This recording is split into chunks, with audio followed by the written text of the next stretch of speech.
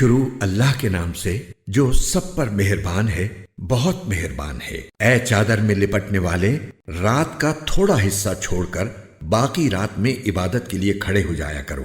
رات کا آدھا حصہ یا آدھے سے کچھ کم کر لو یا اس سے کچھ زیادہ کر لو، اور قرآن کی تلاوت اطمینان سے صاف صاف کیا کرو۔ ہم تم پر ایک بھاری کلام نازل کرنے والے ہیں۔ بے شک رات کے وقت اٹھنا ہی ایسا عمل ہے جس سے نفس اچھی طرح کچلا جاتا ہے اور بات بھی بہتر طریقے پر کہی جاتی ہے۔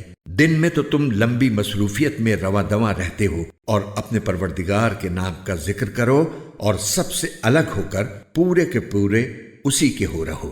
وہ مشرق و مغرب کا مالک ہے، اس کے سوا کوئی معبود نہیں، اس لیے اسی کو کارساز بنا لو۔ اور جو باتیں یہ کافر لوگ کہتے ہیں ان پر صبر سے کام لو اور خوبصورتی کے ساتھ ان سے کنارہ کر لو۔ اور تمہیں جھٹلانے والے جو عیش و عشرت کے مالک بنے ہوئے ہیں ان کا معاملہ مجھ پر چھوڑ دو اور انہیں تھوڑے دن اور مہلت دو۔ یقین جانو ہمارے پاس بڑی سخت بیڑیاں ہیں اور دہکتی ہوئی آگ ہے اور گلے میں پھنس جانے والا کھانا ہے اور دکھ دینے والا عذاب ہے۔ اس دن جب زمین اور پہاڑ لرز اٹھیں گے اور سارے پہاڑ ریت کے بکھرے ہوئے تودے بن کر رہ جائیں گے۔ جھٹلانے والوں، یقین جانو ہم نے تمہارے پاس تم پر گواہ بننے والا ایک رسول اسی طرح بھیجا ہے جیسے ہم نے فرعون کے پاس ایک رسول بھیجا تھا۔ پھر فرعون نے رسول کا کہنا نہیں مانا تو ہم نے اسے ایسی پکڑ میں لے لیا جو اس کے لیے زبردست وبال تھی۔ اگر تم بھی نہ مانے تو پھر اس دن سے کیسے بچو گے جو بچوں کو بوڑھا بنا دے گا اور جس سے آسمان پھٹ پڑے گا۔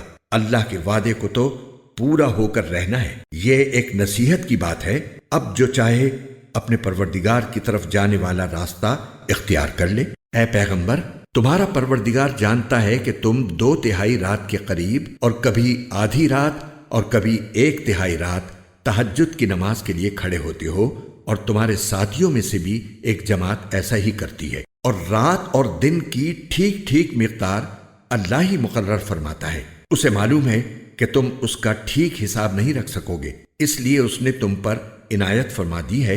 اب تم اتنا قرآن پڑھ لیا کرو جتنا آسان ہو۔ اللہ کو علم ہے کہ تم میں کچھ لوگ بیمار ہوں گے اور کچھ دوسرے ایسے ہوں گے جو اللہ کا فضل تلاش کرنے کے لیے زمین میں سفر کر رہے ہوں گے، اور کچھ ایسے جو اللہ کے راستے میں جنگ کر رہے ہوں گے۔ لہٰذا تم اس قرآن میں سے اتنا ہی پڑھ لیا کرو جتنا آسان ہو، اور نماز قائم کرو اور زکوٰۃ ادا کرو اور اللہ کو قرض دو، اچھا والا قرض۔